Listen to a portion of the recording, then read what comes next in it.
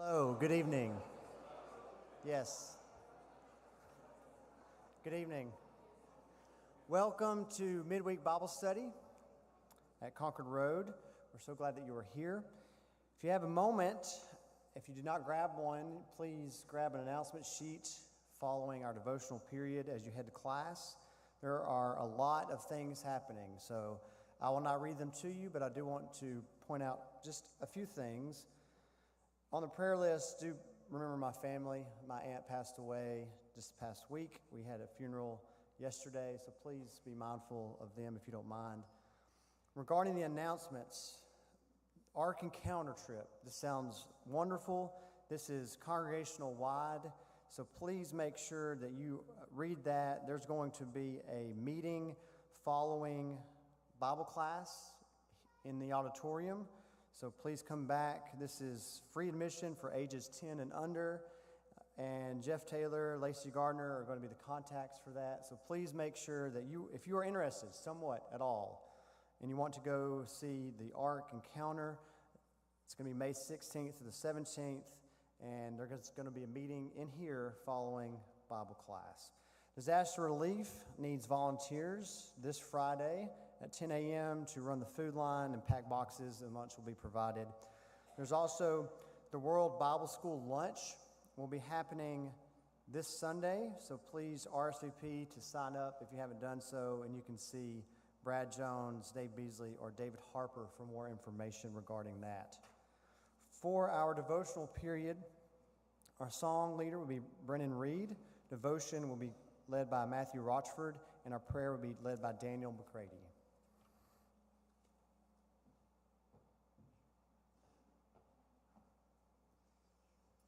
First song is This World Is Not My Home. This world is not my home, I'm just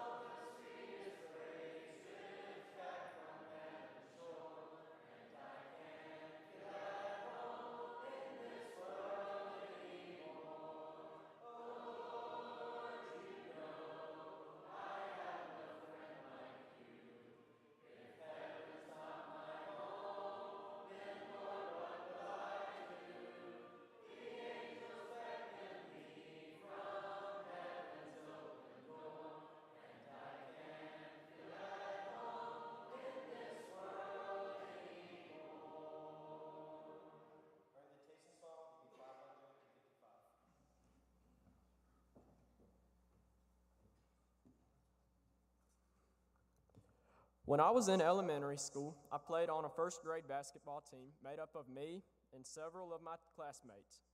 We would have games every Saturday, and our coach tried to teach us just the basics of playing: how to shoot the ball, dribble, go into triple threat, and so on. Our team really wasn't that bad for a team of first graders, and with the incredible amount of skill that was on the court, I'm sure that you can imagine there would be a few techniques that a few of us picked up that weren't the most encouraging. In fact, in at least one of our games, one of our best players would simply plant himself under the goal of the opposing team as if he was waiting to get a rebound that finds its way into his arms, or be the first to get the ball as soon as the opponent scored. Even when we were on offense, he would be underneath the basket on the other end of the court, braced as if he would somehow magically get the ball in his open arms. Before you know it, I, in addition to other players, I believe, were picking up on our teammates' strange habit and doing the same. I'm not sure what we thought we were accomplishing by waiting beneath the basket when we should have been on defense or even offense, but it had all stemmed from the one player. He had been the poor influence that if we waited underneath the basket, we would surely always eventually get the ball.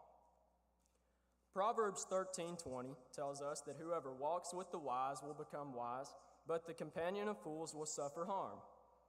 In our day-to-day lives, we're repeatedly hit with difficulties. When we allow bad influences to creep into our lives, we will eventually assume some of their negative traits, similar to how my teammates and I picked up on the bad technique. Whether it be through the music we hear on the radio, the shows we see on TV, or the people we spend time with at work or school, we are constantly tempted to do wrong left and right. Furthermore, when we're around bad influences, we can become desensitized to what we know is wrong or come accustomed to justifying actions we make when we do something we know deep down is wrong. On the other hand, when we choose to spend time with good influences, we're built up and encouraged to do the right thing. As Proverbs 13:20 tells us that a companion of fools will suffer harm. Whoever walks with the wise will be as the wise are. Similar to how being around the basketball player with the bad habit was a bad influence on me and my teammates, whenever I've played with really good players, they've helped me become a better player as well. In the Bible, Christ lived as an example that we can follow. In fact, in John 13:15, Jesus told his disciples, "For I have given you an example that you also should do just as I have done to you." Whenever you search for guidance, look in the Bible to follow Christ's example. Finally, we can be a good example to others. By living how we should, others will see us and be encouraged to do the right thing. You are a light of this world. A city set on a hill cannot be hidden, Christ stated in Matthew 5:14, and later in verse 16, in the same way, let your light shine before others so that they may see your good works and give glory to your Father who is in heaven. If we live how he calls us to live, we will be an encouragement to others. Whenever I've been around people that may be making poor decisions, I've always found it much easier to do the right thing when others do the right thing with me. For those of us in school, even though it may be hard to realize right now, I believe that younger students look up to us. When I was in middle school, there are a few high school friends I had who I can remember looking up to and feeling encouraged when they did the right thing. 1 Timothy 4:12 says, "Let no one despise you for your youth, but set believers an example in speech, in conduct, in love, in purity, in faith." No matter your age, you're never too old or too young to be a good example. In addition to people younger than us, we can be good examples for our classmates, co-workers, and friends. Tonight, I challenge you all to live as a good example to others, so that in seeing the way that you live and the faith that you have, others will be encouraged to become the Christian they need to be.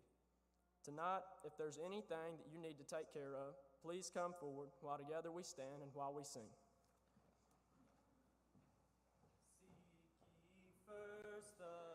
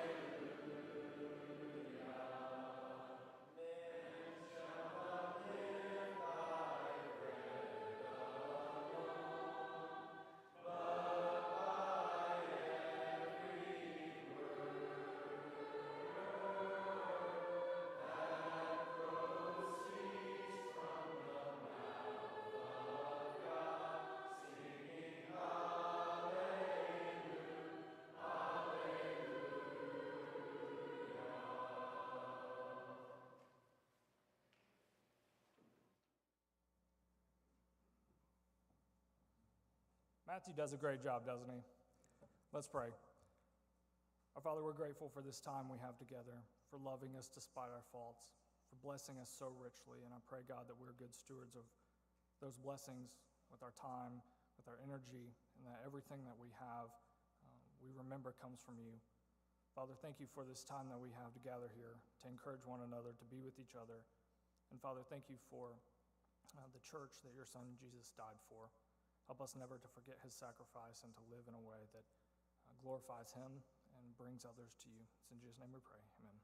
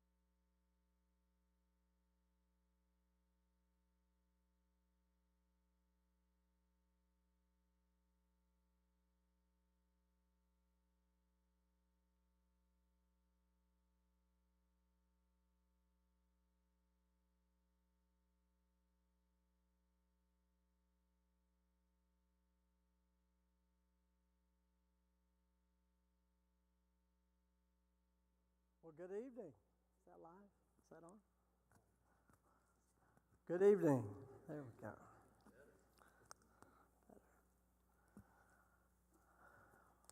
Well, I appreciate you coming to Bible class this evening. I want to thank Will Sharp. He filled in for me last week. Last week, I went on a little spring break vacation. It was my 31st wedding anniversary. So my wife said, we're going on vacation. So I want to be married another 31 years. So we took her on vacation. We had a good time. So I appreciate Will filling in.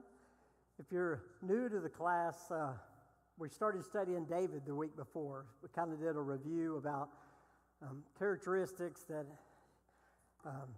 he developed while he was working in the fields as a shepherd boy. And of course, the Israelites wanted a king, and Saul was chosen as that king, but then Saul fell away, and they chose,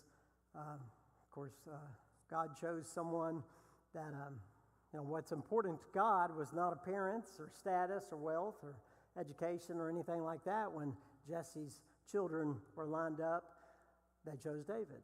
And now it took a little while for David to become the king. We're still not there. It'll be a few weeks before he actually is, takes the throne. But he was chosen through Samuel as to be the next king. We also talked about how he got probably his first internship in playing the harp for David, so he got to experience palace life and how that went. And that leads us really where we are today, and that's 1 Samuel chapter 17. So if you have your Bibles, do turn to 1 Samuel chapter 17. This is one of the most popular stories in the Bible. It's the story of David and Goliath, and it is literally embedded in our culture. If you are unchurched, secular world, secular people will refer to this conflict. Anytime you see a huge favorite going against an outmanned underdog, they will refer to this story as a David versus Goliath situation. And a good example of this will happen in the next 2 weeks because of March Madness. We're going to hear those exact same words because some number 12 seed is going to beat a number 5 seed, and they'll go, oh, the Goliath was slain, and unbelievable. It's a David and Goliath moment. And they'll refer to this even if they're unchurched and really don't know the story behind it. But let's start here in 1 Samuel chapter 17, and I have several of these on. When you look at, David is going back and forth from Saul to feed the father's sheep at Bethlehem. When it says he's going back and forth, he's actually going to play the harp for King Saul. And at this time, if you look at in 1 Samuel chapter 17, verses 1 through 3, let's start there. It says, now the Philistines gathered their armies for battle, and they were gathered at Socoh, which belongs to Judah, and encamped between Socoh and Azekah, and in Ephes-dammim. And Saul and the men of Israel were gathered and encamped in the valley of Elah, and drew up in line of battle against the Philistines. And the Philistines stood on the mountain on one side, and Israel stood on the mountain on the other side, with a valley between them. Okay, if you can imagine this, I always think of it like a U-shaped valley. You have a plain on this side with the Israelites, a plain on this side with the Philistines, but you got this big valley in between them. And starting in the next verse, in verse 4, it says, and there came out from the camp of the Philistines a champion named Goliath of Gath, whose height was 6 cubits and a span. Now, I want to point out that word champion. Now, the word champion in Hebrew meant a man who is a go-between. And it means a warrior who will fight in single combat and stand in for the entire army. So it's a one-on-one battle. And the loser, they all become slaves. If you win, hey, You're victorious, everybody else on the other side. So it's a one-to-one combat. This is called representative warfare. And it's fairly common in biblical times. Our best guy versus your best guy. And that best guy was Goliath for them. And he was a really big guy. It says his height was 6 cubits and a span. Now, a cubit is about 18 inches. So think about that. So it says 6 cubits. So 6 times 18 is 102 inches. So if you divide that by 12, that means he was 9 foot tall, plus a span is 9 inches. So Goliath is huge. He's 9 feet, 9 inches. You know, if a basketball goal is 10 feet, I mean, the bottom of the net is probably coming at his chin. His head is almost, is midway up that net, about to hit the rim. So he's a big guy. He's their champion. And it's one-to-one combat. So he's the guy they send out there. Now, if you look at verse 5, it says, he had a helmet of bronze on his head, and he was armed with a coat of mail, and the weight of the coat was 5,000 shekels of bronze. Now, this is a coat of armor, this coat of mail. Now, it says it's 5,000 shekels. Now, a shekel is a weight, is 0.4 ounces. Okay, now, think about this mathematically, if you can follow me here. 0.4 divided by 16 ounces, 0.4 divided by 16 is 0.025. Now, if you go 0.025 times 5,000, you know how much that coat weighs? 125 pounds. So he is a huge man. If he's wearing a 125-pound coat of armor. Now think about this. If he took off his coat of armor, and if Carl's my armor bearer, and I throw my coat of armor bearer to Carl, it's like throwing 120, I'd crush him. Number one, I can't throw a 125-pound coat. But think about catching a 125-pound coat of armor. He is a large, large man. Really is. Then it goes on, it says, and he had a bronze armor on his legs. Now, this is just his coat, so he also has that armor on his legs, and a javelin, bronze slung between his shoulders. And then in verse 7, the shaft of his spear was like a weaver's beam, and his spearhead weighed 600 shekels of iron. Now, think about this. This spear, it's a weaver's beam. I mean, think how big that is. But what's really amazing is the spearhead weighed 600 shekels. Again, let's do some math of that. 0.4 is a shekel. Divided by 16 ounces, that's 0.025. If you multiply that by 600, the head of the spear was 15 pounds. This is like a sharpened 15-pound. Now, as an illustration is worth 1,000 words, a picture is worth 1,000 words. Well, this is my illustration for you. I want to show you this.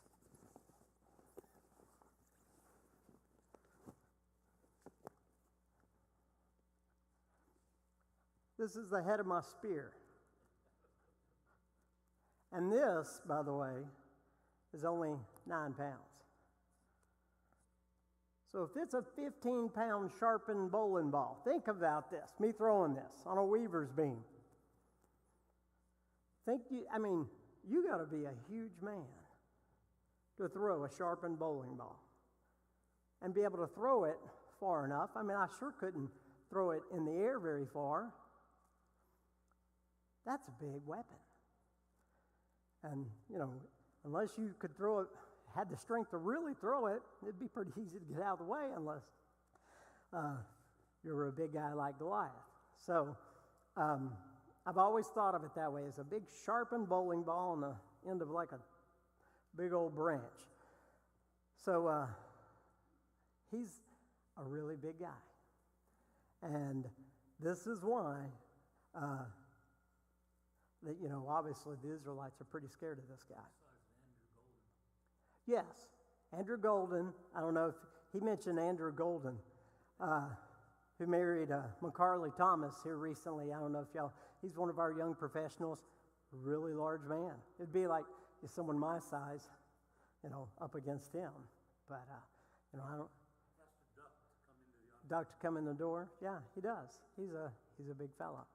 So, now look at the end of verse 7. It's talking about the shaft of the spear, but I always think the end of verse 7 is almost the forgotten part of this story, because it's not mentioned very often, and in children's stories, they just totally ignore it.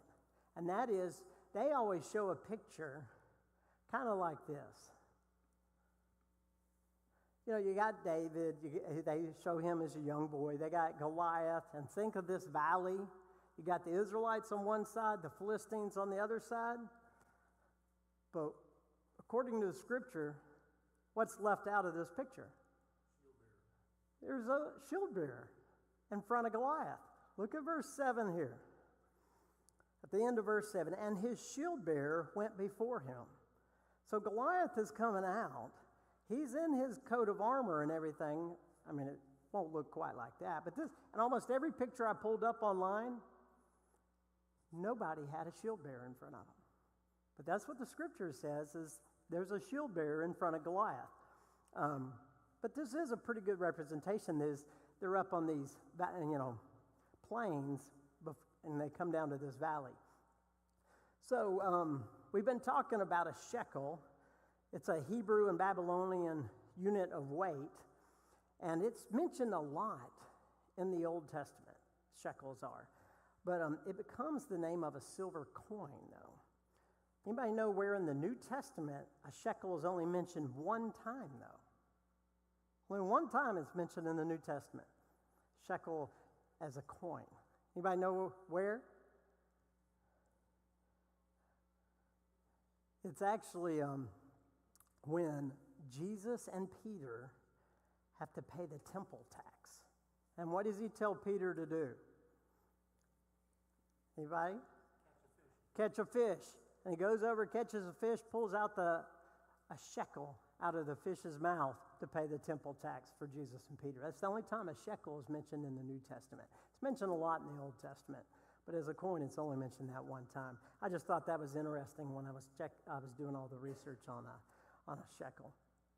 But let's look at what it says here in 1 Samuel chapter 17, verse 8 through 11. It says, he stood, this is talking about Goliath, and shouted to the ranks of Israel, why have you come out to draw up for battle?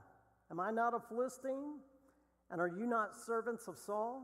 Choose a man for yourselves. Let him come down to me, if he's able to fight with me, and kill me.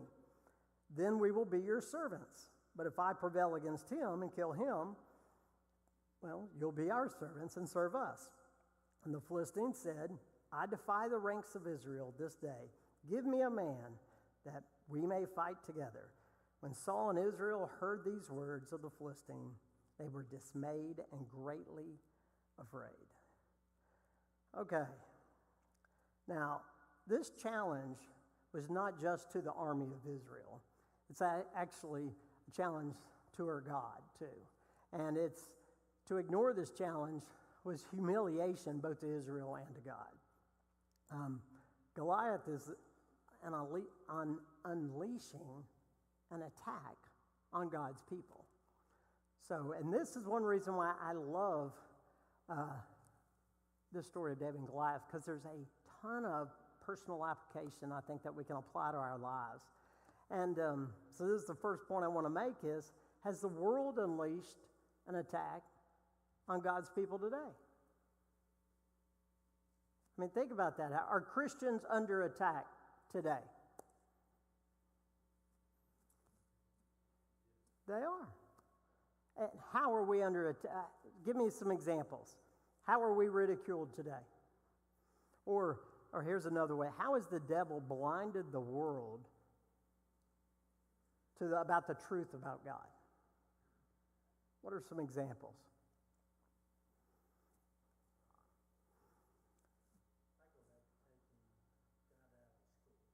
Okay, taking God out of schools? Sure. It's definitely, when I've been in education 28 years. When I started teaching, we'd have a prayer at the football games. That's long gone.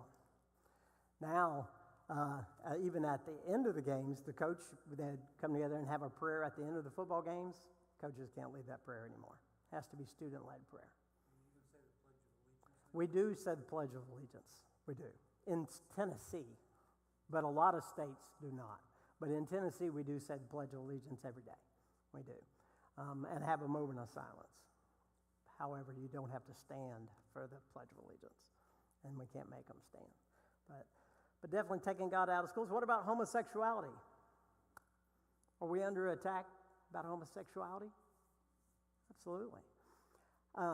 Here's one I think is very popular today, and premarital sex. And I'm going to say a phrase in a minute, and I think y'all will all get it, but like I mentioned a few minutes ago, I've been married 31 years. 31 years ago, when I got married, and all our friends were, getting married, nobody lived together. It just wasn't very common. You know why? There was a phrase, you were living in what? Sin. We don't use that term anymore. We don't say, you're living in sin. Do we?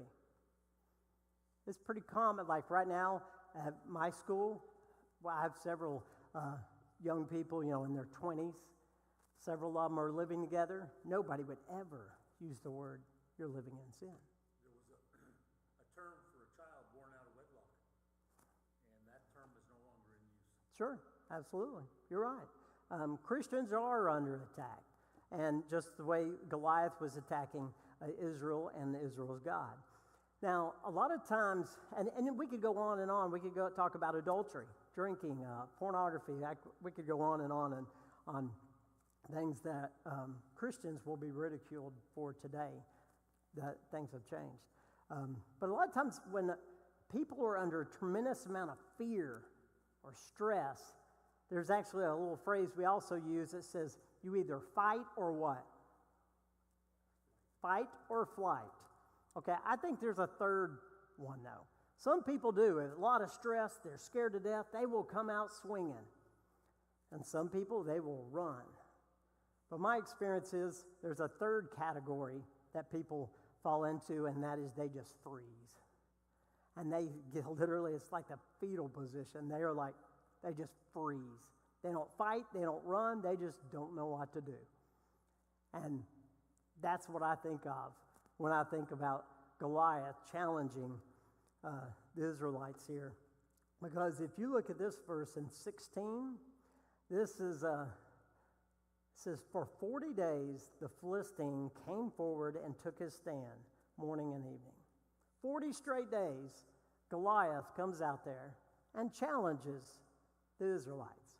80 times he comes out there. When you look back here, it says they were dismayed and greatly afraid. They didn't fight, they didn't run, they just kind of froze. They didn't do anything. For 40 straight days. That's a long time, 40 days. I guess the second point I would make about life application, if he comes out there 80 straight times, that's a lot of persistence.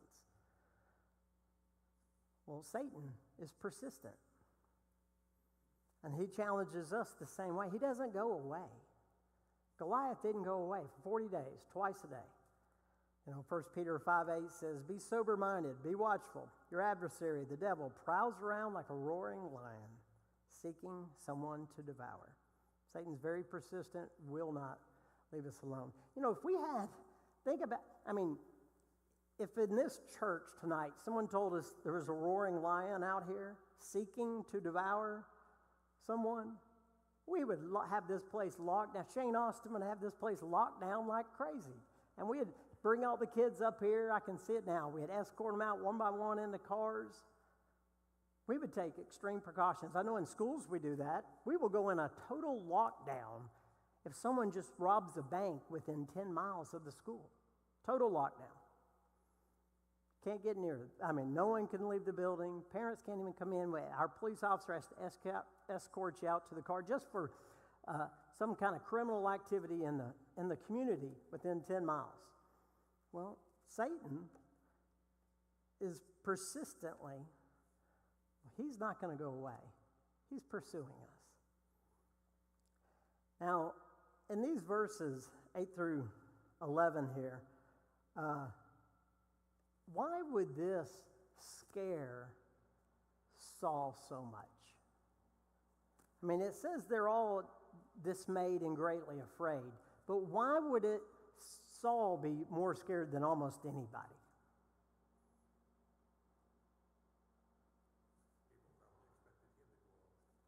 He said people expected him to go out. Absolutely. He's the king. He's the leader. He has the most to lose, too. He's scared to death. He goes, for 40 days, this guy's challenged us. Everyone's looking to me. I'm the leader. I have the most to lose. And by the way, if they capture us, the losing side becomes a slave. What do you think they do to the king? They're going to kill him. He's going, oh no, that guy's huge. Everyone's turning to me for, what are we going to do about this? I'm scared to death. And by the way, another reason I really think he's scared, he's the biggest one. Look at this verse. This is talking about Saul. This is back a few chapters. In 1 Samuel chapter 10, verse 23 and 24. And they ran and took him from there, talking about Saul. And when he stood among the people, he was taller than any of the people from his shoulders upward. And Samuel said to all the people, do you see him whom the Lord has chosen? There is none like him among all the other people. And all the people shouted, long live the king.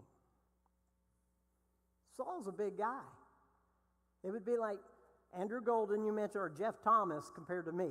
You know, we're all lined up, and there they are, a lot taller and all the rest of that. Who's going to go fight Goliath? You're in charge. You're the leader, and you're bigger than everybody else. It's all yours. Well, they're following his lead. They really are.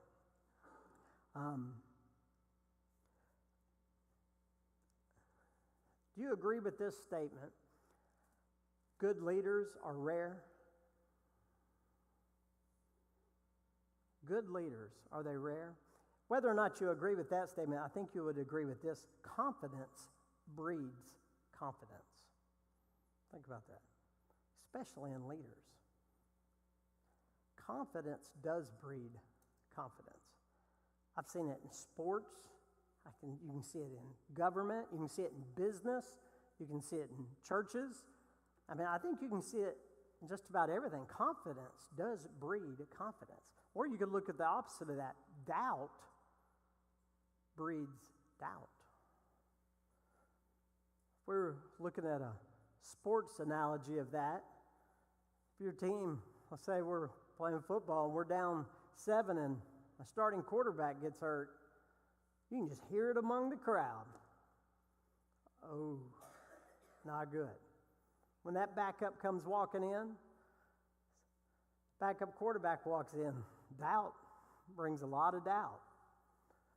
Or have you ever seen where, let's say we're down 7, 2 minutes to go, and that starting quarterback, who's your best player, starts limping in. What does it do to your team? Confidence does breed confidence. You feel a lot better about him coming back in. Good leaders are rare. Now we're talking about facing a giant here. What are the giants in our lives? What are the challenges that loom large on the horizon that we have to face? What do we deal with today?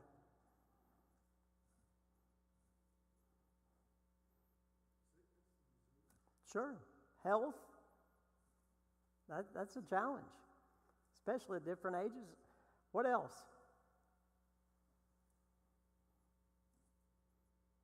If you lose your job, is that a challenge? Can money quickly become a challenge? Credit card debt?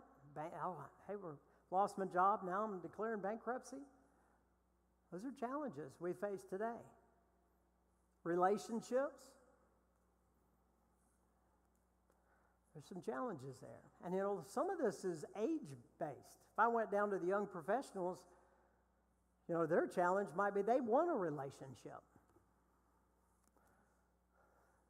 Some people want out of relationships. If I went to the 30s and 40s, what would be a challenge they faced that I guess maybe a lot of us don't face anymore? Children. Are kids a challenge? They're a challenge. They are. And then as we get older, if you don't have kids, like Greg said, health, we face challenges. Well, how do we face our giants today? What do we do? How do we go about handling them? She said prayer. Absolutely. And one of the best ways to defeat a giant is to do exactly what David does. And David turns to God. And I'm going to point that out here in a little bit. Yeah, pray about it. Have a plan. Well, let's look at that. How did David handle facing these giants? So let's look at that. How did David even get to the battle? He did. He walked because his dad sent him on an errand. Look at this. And 13 and 14 of chapter 17. The three oldest sons of Jesse had followed Saul to the battle. And the names of the three sons who went to the battle were Eliab, the firstborn, and the next was Abinadab, and the third was Shammah. And David was the youngest. The three eldest followed Saul, but David went back and forth from Saul to feed his father's sheep at Bethlehem.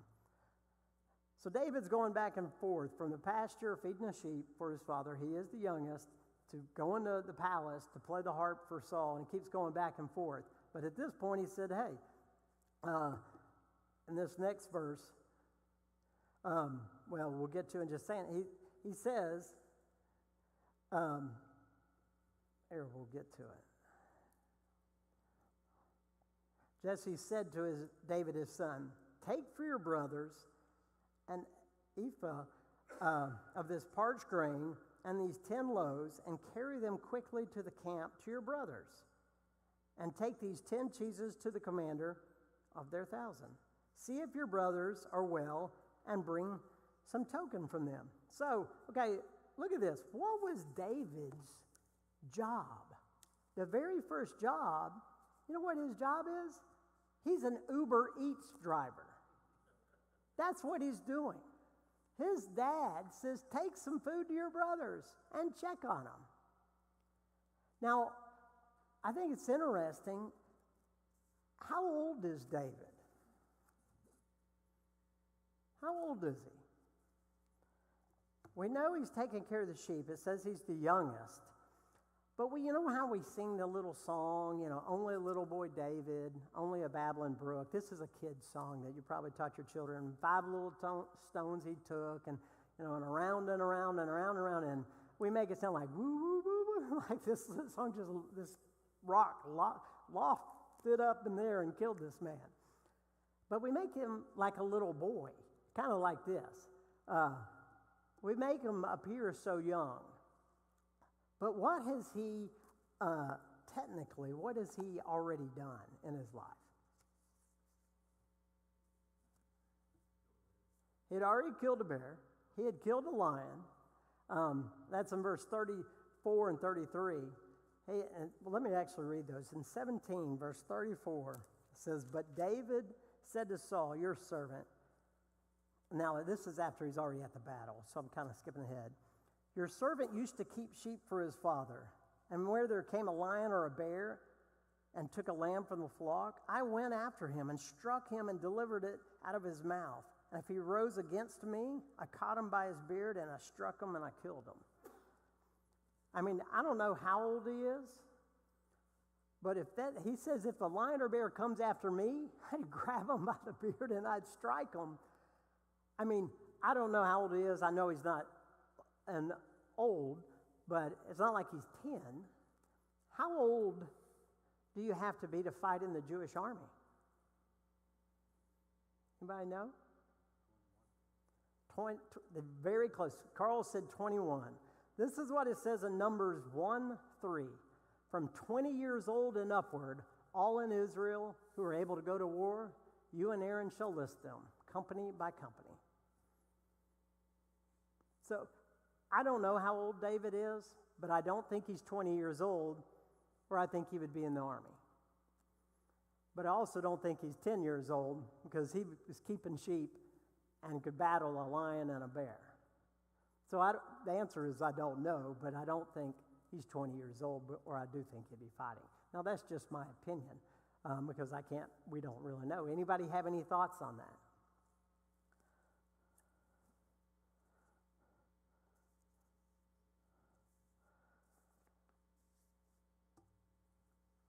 So David, let's look at 1 Samuel chapter 17. Let's look at verse 20.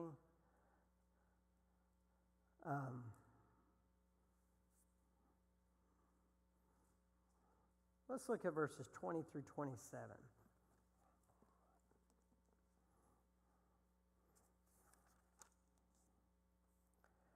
It says, and David rose early in the morning. This is after his father told him to deliver food and check on his brothers, get a report. David rose early in the morning, left his sheep with the keeper, took the provisions, and went. And Jesse had as Jesse had commanded him. And he came to the encampment as the host was going out to the battle line, shouting the war cry. And Israel and the Philistines drew up for battle, army against army. And David left the things in charge of the keeper of the baggage and ran to the ranks and went and greeted his brothers. As he talked with them, behold, the champion, the Philistine of Gath, Goliath by name, came out of the ranks of the Philistines and spoke the same words as before, and David heard them. All the men of Israel, when they saw the man, fled from him and were much afraid. When the men of Israel said, have you seen this man who's come up? Surely he has come up to defy Israel, and the king will enrich him. And we'll get to that in a minute. So look, for 40 days he's been coming up there, out to the valley, 80 times, twice a day. But this time, when they come out to battle, it says they run. The men of Israel, in verse 24, saw the man, fled from him, and were much afraid. They start running. They obviously, Saul in particular, has a problem on his hands. Goliath's come out there all this time. What happens to problems? Some life application here. If you ignore them, they get worse. You're right. Do they usually go away? No. Problems don't just go away. A lot of times they get worse. And for 40 days, he's just pretty much ignored them. He doesn't have a plan. He hasn't done anything.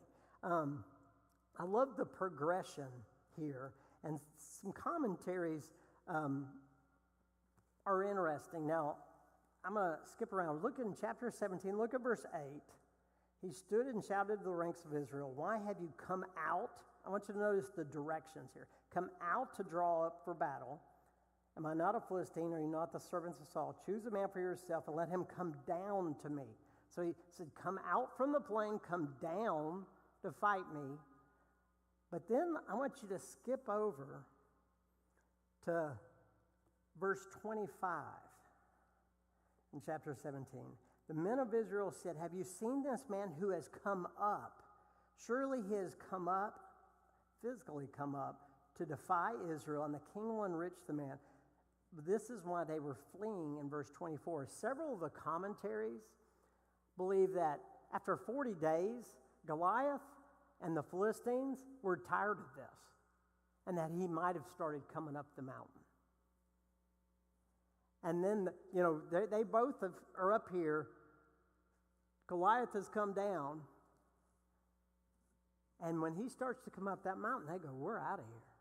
Now, some of the commentaries talk about that. I don't know if that physically really does mean come up, but I do know this. Problems, like you said, they don't stand still. And you have to confront your problems. Get a plan, pray, talk to God. I want to point out how David handled this problem. Let's skip on down to verse 37. This is what David says. And David said, Now he's talking to Saul here. The Lord who delivered me from the paw of the lion and from the paw of the bear will deliver me from the hand of this Philistine. And Saul said to David, go and the Lord be with you. I mean, who is David given credit for saving him being able to defeat the bear and the lion? He gives God the credit. And then look at how he reacts in verse 48. Because David's at the battlefield. When the Philistine arose and came and drew near to meet David, David ran quickly toward the battle line to meet the Philistine. I mean, up till now, everybody was just scared to death of him and did nothing. You know, we talk about fight or flight. David runs toward him. Hey, he's relying on God. And he has a plan. Look at this. Verse 49, David put his hand in his bag, took out a stone, and slung it and struck the Philistine in his forehead. You know, when big, giant problems arise in our life, when do they usually happen? Are we expecting them? No. It's usually when you least expect it, or you're the most busy. You know, I got so much going on. Have you ever said, I don't have time for this? And something big will happen. Let's say a car breakdown. You know, this is the worst week for my car to break down. I don't have time for this. Well, that's the way problems are. I mean, think about this. What did David think he was doing this day when he got to this battle? He was delivering Uber Eats. That's what he thought he was doing. He dropped the sheep off with the caretaker. He was going to deliver food and check on his brothers and get a report for his father.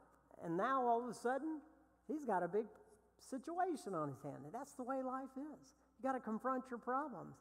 Yeah, and you got to, pray about it. Get a plan. And he did. So let's look at verse 25. I think I got this somewhere. Look at verse 25. Let me see. Right here. And the men of Israel said, have you seen this man who has come up?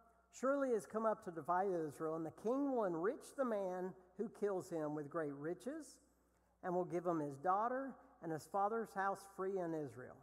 And David said to the men who stood by him, what shall be done for the man who kills this Philistine and takes away the reproach from Israel? For who is this uncircumcised Philistine, that he should defy the armies of the living God? And the people answered him in the same way, so it shall be done to the man who kills him. So how does Saul handle this situation?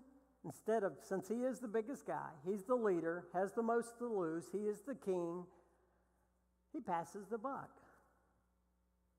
He goes, hey, I'll make it worth your while. I'll give you my daughter. I'll give you riches. You won't have to pay taxes. Well, David's taken this personal that God's name was being slandered. Look in verse 26. When he calls them an uncircumcised Philistines, what did he mean by that? And that wasn't David. David takes a shot at him. He's calling him a pagan, a heathen. He's calling him out there. Defied the armies of the living God. Now, when you stand up to do something, especially when you stand up to do something right, do sometimes people criticize you? Sometimes they will. Even if it's doing something right, sometimes you'll be criticized. Sometimes you'll have people almost try to talk you out of it. There's actually two people who start being kind of critical to David at this point. Who are they? His oldest brother. I love it. His oldest brother, and I've heard this before as a younger brother, he gets there, in verse 28. Now Eliab, his oldest brother, heard when he spoke to the men, and Eliab's anger was kindled against David, and he said, "Why have you come down? And with whom have you left those few sheep in the wilderness? I know your presumption and the evil of your heart, for you have come down to see the battle." Now, I'm the middle child of three, and my brother has said many times, him and all his friends would be over here, I'd just wander over there too. I mean, what are you doing here? You need to get out. You need to get out of here. I've heard that 1,000 times from my brother. And I've said it probably a lot to my sister. What are you doing here? Get away. Go hang out with your people. And that's what I think of when this happens. Yes, sir, James. Yeah, I mean, you can imagine, Senior, you talked about David's age before. While we don't know his exact age, we know that in addition to these three brothers, he had 4 more older brothers. Right. And that's why a lot of people think he might have been as young as 13 or 15 years old. Right. He could have been. Here he comes, waltzing into the camp, talking smack about Goliath in front of all these soldiers and whatnot. Yeah, you can imagine they're insulted. Oh. But, I think this is another one of these cases where God intentionally makes the situation look ridiculous in a way. Just like it did with Gideon. Now, if you got too many people, y'all might think you actually did this on your own. I'm going to make it real clear. I think this is another case where Sure. God made it really, really clear. I mean, that army is sitting there. They're all at least 20 years old and up. Let's say David's 16. Everyone knows he's the young guy bringing supplies. You're right, and he's the least likely guy to go out there. Who's the second guy that says something not very positive to him? Saul. Look in verse 33. Saul said to David, "You are not able to go against this Philistine to fight with him, for you are but a youth, and he has been a man of war from his youth." He goes, "Look, Goliath has killed tons of people. You're a kid. You're not going out there." Now, Saul, who is probably eager for anybody, please come forward. Please. But at the same time, I don't want just anybody to come forward, because if he loses, we're all slaves. I'll probably get killed. But look at verse 34. But David, that's when he says, "I've killed a bear, I've killed a lion." Hey, he talked him into it. And so then in verse, then Saul, look at verse 38. Saul clothed David with his armor, put a helmet on, bronze on his head, and clothed him with a coat of nail. So he gives him his armor and everything. But remember, how big is Saul? He's a head taller than everybody else. It doesn't fit, because David, I don't know how physically big he is, but he's young, and I know teenagers can even be good size, but it doesn't fit, and David goes, "This isn't going to work. But I do have talent, I have skill, and God is on my, I have faith in God." And when I say skill, I mean a slingshot. Look at verse 38 and 40. That 38 and 40 is he gives him his armor. It's, when the Philistine moved forward, I'm talking about in 41, let's go there. And Philistine moved forward and came near to David with his shield bearer in front of him. There's that shield bearer again. So there's at least 3 of them down there in that valley, because there's Goliath, a shield bearer, and there's David. And he tried in vain to go, for he had not tested them. Sorry, wrong verse. And when the Philistine looked and saw David, he disdained him, for he was but a youth, ruddy and handsome in appearance. And the Philistine said to David, "Am I a dog that you come to me with sticks?" Then the Philistine cursed David by his gods. The Philistine said to David, "Come to me, and I will give your flesh to the birds of the air and the beasts of the sea." David said to the Philistine, "You come to me with a sword and with a spear and with a javelin, but I come to you in the name of the Lord of hosts, the God of armies of Israel, whom you've defiled. This day the Lord will deliver you into my hand, and I will strike you down and cut off your head, and I will give your dead body to the host of the Philistines this day." He was very confident that God was going to take care of him. Look at verse 49. And David put his hand in his bag, took out a stone, and slung it and struck the Philistine on his forehead. Okay, this slingshot is not a toy.